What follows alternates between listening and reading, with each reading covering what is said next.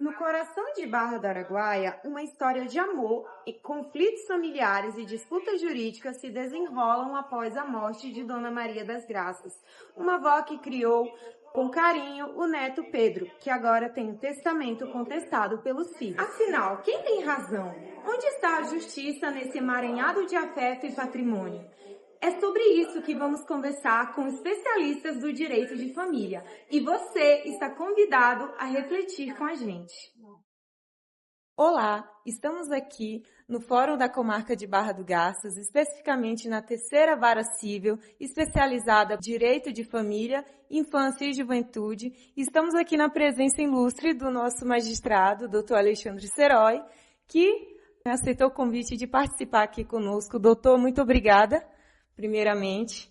Bom, primeiramente eu que gostaria de agradecer a oportunidade, esse encontro interinstitucional sempre é muito importante. E, doutor, eu gostaria de fazer algumas perguntas sobre o caso. Primeiro seria sobre em que hipóteses o testamento público, embora formalmente válido, ele pode ser anulado judicialmente. O testamento público ele tem uma grande diferença do testamento privado, porque ele é feito na presença de um tabelião, de um notário. Então, ele goza de presunção de validade. Só que, evidentemente, mesmo com essa presunção que não é absoluta, ele pode, de alguma forma, ser invalidado. As principais causas dessa possibilidade de invalidação seria, primeiramente, a incapacidade do testador, teria, evidentemente, que ser provada, demonstrando que ele, naquele momento que fez o testamento, não estava na sua plena capacidade de dispor daquilo. Tem também o vício de consentimento, que pode decorrer de uma infinidade de situações. E tem também a questão da violação da legítima. O que é a legítima? Porque cada pessoa que tem um herdeiro necessário, ela só pode dispor de parcela, 50% da parcela dos bens que ela tem. Então, se ela faz um testamento dispondo de uma parcela maior do que seria a possibilidade de disposição, esse testamento ele pode ser invalidado também, só que essa invalidação seria parcial. É diferente da invalidação por vício de consentimento, por vício de capacidade, né? Existem outras possibilidades de anulação, mas são muito raras, quando, por exemplo, há fraude a credores, quando há ilícito objeto no testamento, ele está dispondo sobre algo ilícito, ou quando o testamento, por exemplo, dispõe de algo para uma pessoa que não pode receber aquilo, ou seja, dispõe de algo para uma pessoa incapaz de receber determinado bem. Um exemplo muito grande seria uma pessoa dispor de uma arma de fogo para uma criança recém-nascida. Evidentemente que ela não poderia receber, mesmo representada. Então são vários exemplos que podem haver a nulificação desse testamento. Mas basicamente o que tem em grande quantidade é quando há vício de consentimento ou então incapacidade do testador. Sim, queria agradecer novamente, por aceitar nosso convite. E eu tenho uma outra pergunta. Quais são os critérios que o senhor avalia, principalmente quando você verifica que há esses vícios, Como eles são apresentados ao senhor, como eles ficam claros? Então, normalmente isso é por meio de uma impugnação apresentada judicialmente por alguém que tem legitimidade. Normalmente é um herdeiro que foi de alguma forma preterido de algum bem, ele apresenta uma impugnação a esse testamento e essa impugnação ela vira uma ação judicial que vai ser julgada. Muitas vezes o que nós analisamos aqui, na primeira análise que a gente tem que fazer até para que a ação possa tramitar, é a legitimidade. Saber que se aquela pessoa realmente tem a possibilidade de discutir aquele testamento. Porque não raro, infelizmente não raro, acontece de uma pessoa que não tem qualquer direito sobre aqueles bens tentar de alguma forma cancelar aquele testamento, porque teria, por exemplo, direitos futuros ou direitos eventuais. Então a pessoa tem que demonstrar que realmente teria direito sobre aqueles bens que de alguma forma integram aquele testamento, para que então possa ajuizar essa ação. E as alegações, como eu disse, são várias as possibilidades, Mas basicamente, nós vamos verificar se essa pessoa tem essa legitimidade, se realmente houve a possibilidade desse vício. Vamos falar de um vício objetivo, por exemplo, a violação à legítima. É um vício objetivo. A pessoa está dispondo de mais de 50% do que seria do valor do que seria os 50% que ela pode disponibilizar. Isso é uma questão extremamente objetiva. Nós vamos verificar se há herdeiros legítimos, porque somente os herdeiros legítimos podem pleitear essa parte legítima, e verificar se realmente no conjunto dos bens que essa pessoa tem, se 50%, bem objetivamente, se ela dispôs de mais que isso. Partindo da premissa, por exemplo, que ela não tem herdeiros legítimos, ou quem está impugnando não é um herdeiro legítimo, o testador ele pode dispor de 100% do patrimônio dele. Então são essas questões básicas que nós chegamos até uma conclusão a respeito disso. O senhor falou a respeito da legitimidade, mas assim, mesmo sendo parte legítima, como o judiciário ele avalia a capacidade testamentária de pessoas idosas, especialmente quando há suspeita de fragilidade psíquica no momento da lavratura do testamento? Então, questão bastante interessante, porque como eu disse, o testamento público ele é feito na presença de um notário, ou seja, ele é feito em cartório.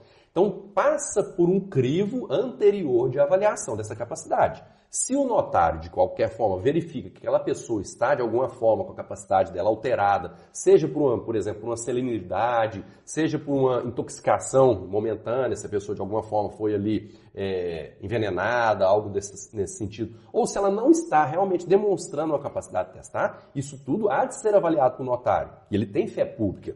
Então, esse testamento, por ter sido feito de forma pública, ele já detém, igual eu falei, uma presunção de legitimidade.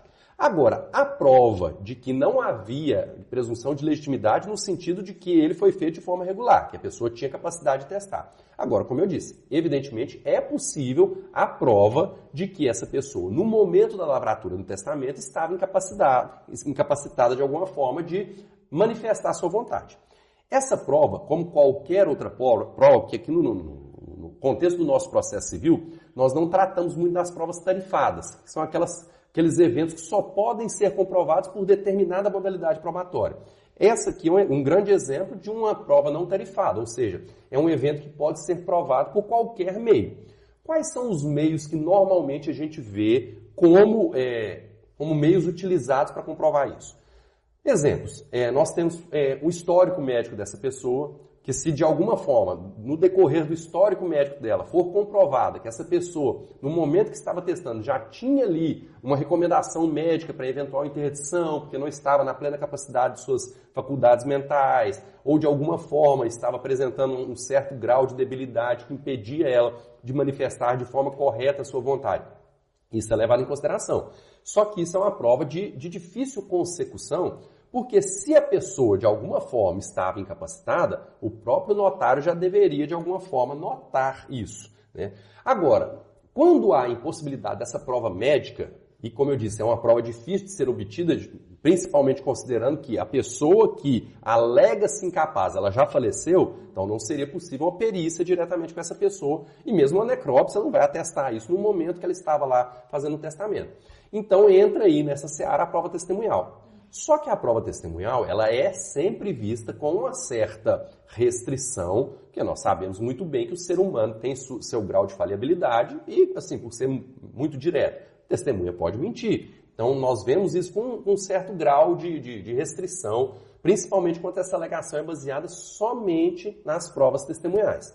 Mas nós temos outros indicativos. Por exemplo, pode estar em tramitação uma ação de interdição em relação a essa pessoa, uma ação que não foi julgada ainda, que não foi dada, por exemplo, uma medida liminar para interditar essa pessoa de forma inicial naquele litígio, mas só o fato de haver uma ação judicial em andamento intencionando interditar uma pessoa já é um indício de que havia já anteriormente, inclusive, ao falecimento dessa pessoa, uma alegação de eventual incapacidade. Mas, como eu disse, as provas elas não são tarifadas, elas podem decorrer de várias modalidades probatórias, né? Eventuais outros documentos, uma própria declaração dela. Por exemplo, já houveram casos, por exemplo, que eu tive conhecimento, não foi eu quem julguei, mas de uma pessoa que teve a sua incapacidade de testar declarada porque escreveu um poema onde nesse poema a própria pessoa que o subscreveu, que foi a pessoa falecida quem testou, ela duvidava da sua capacidade. Ou seja, uma pessoa que estava já num estado de certa depressão e que nesse poema a própria pessoa duvidava da sua capacidade. Isso já é um indício muito veemente, assim, se pode ser considerado muito veemente de que realmente haveria ali uma dúvida sobre a capacidade de testar, né? Sobre a capacidade dela no momento, né? Uma pessoa que sofria aí de problemas psiquiátricos e já estava, inclusive, em tratamento, né? Mas, como eu disse, são várias as possibilidades, né? Você falou a respeito do testamentário ele ser dotado de fé pública.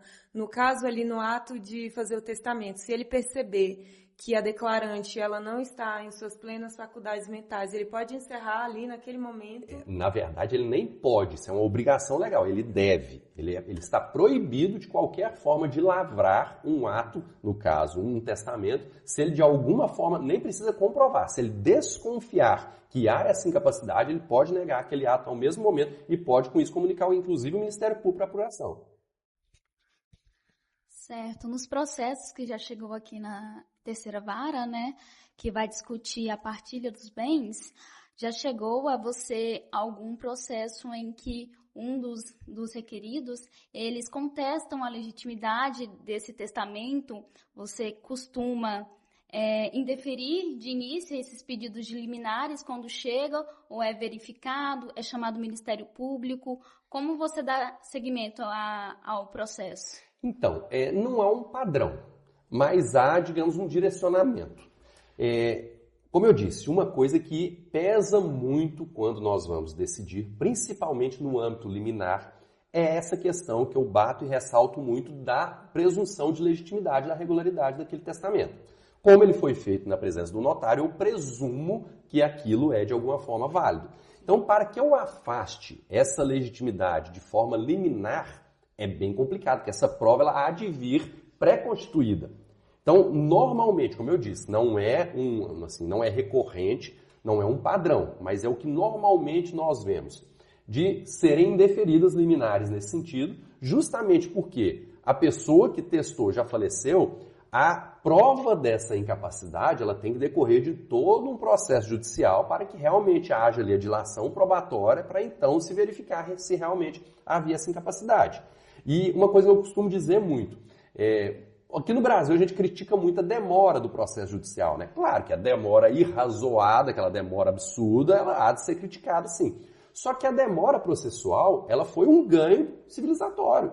Porque antes nós tínhamos lá na Idade Média processo sumário, que a pessoa era apresentada ali na frente do rei, do soberano, era julgado ali em 10 minutos, sem prova, sem nada. Então essa questão probatória é algo que a gente tem que trazer com muita importância para o nosso sistema jurídico, porque foi um ganho civilizatório. Então, quando há uma presunção de que aquele ato é regular, nós não podemos simplesmente afastá-lo de forma liminar. Nós temos que possibilitar que sejam produzidas todas as provas em cima daquilo, até porque aquele que está sendo beneficiado com o testamento, ele vai tentar, de alguma forma, também comprovar que realmente aquele ato é dotado de validade.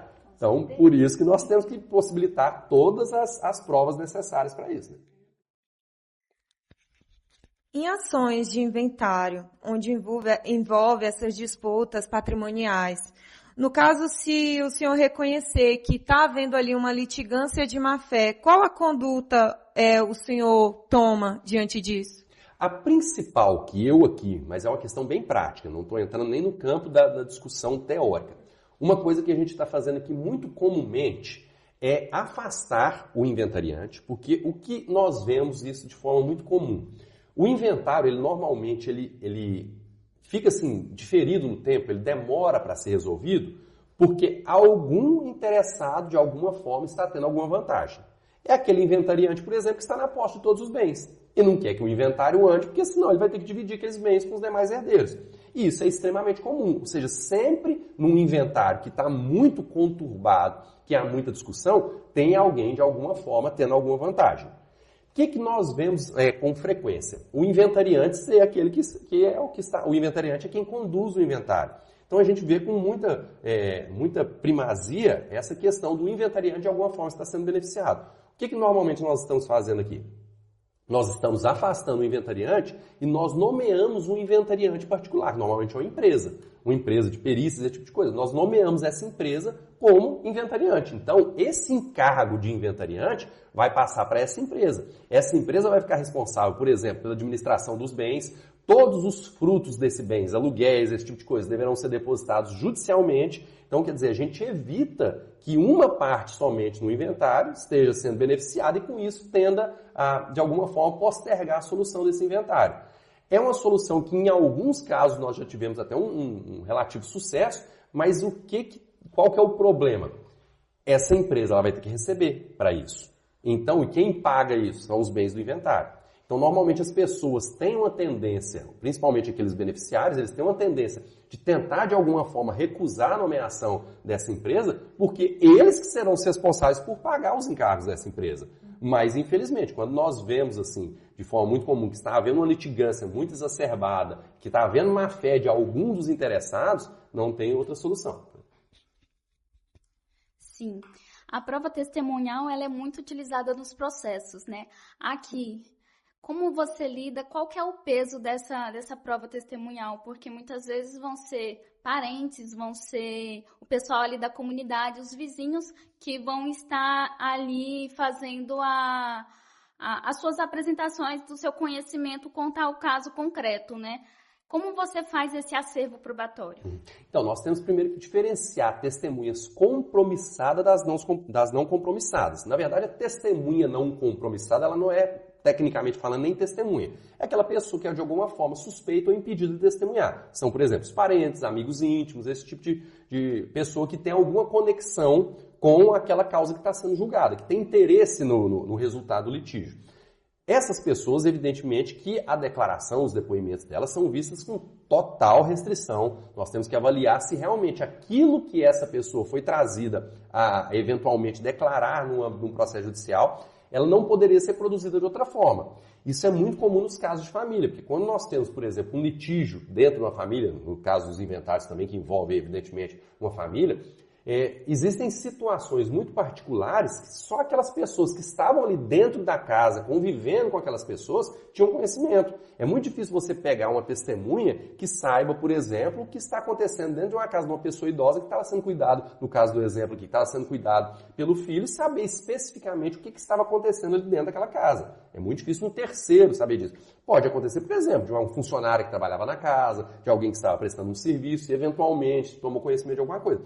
Mas quando é um parente próximo, como eu disse, a testemunha sequer compromissada a falar a verdade, ela é justamente por quê? Porque o testemunho dela será visto com muita parcimônia. O cuidador, né? Por exemplo, muitas famílias, elas optam, em vez de colocar os idosos em uma casa de repouso, né?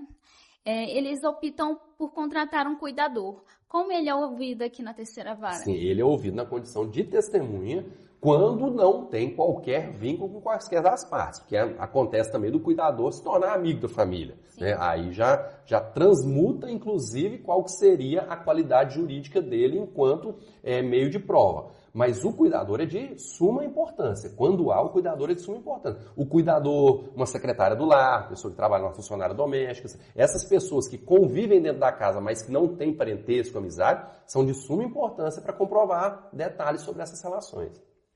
Por fim, a respeito de pedidos liminares de anulação de testamento. No caso que a gente passou, o caso prático, a avó tinha deixado 100% dos bens para o neto. Os filhos, eles pediram essa anulação. Nessas situações, essa medida, quando ela é mais adequada, o indeferimento dessa liminar? E por quê? Então, nesse caso específico, aí nós temos que distinguir também questões subjetivas de objetivas. Uhum.